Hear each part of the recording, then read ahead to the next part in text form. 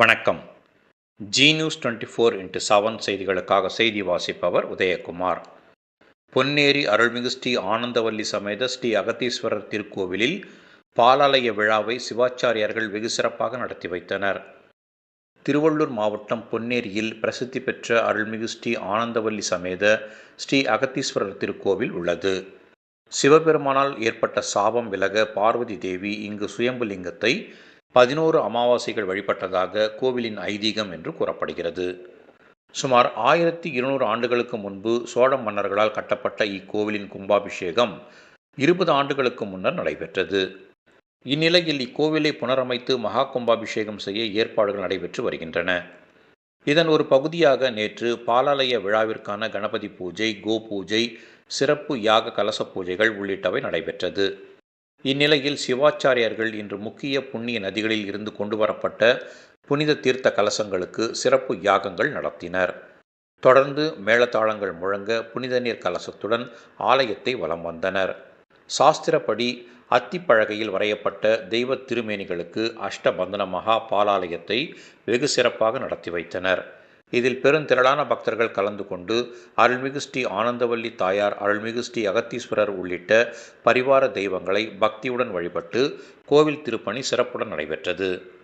இதனைத் தொடர்ந்து திருக்கோவிலின் நிர்வாகத்தின் சார்பில் விழாவில் கலந்து கொண்ட அனைத்து பக்தர்களுக்கும் பிரசாதங்கள் வழங்கப்பட்டுள்ளது.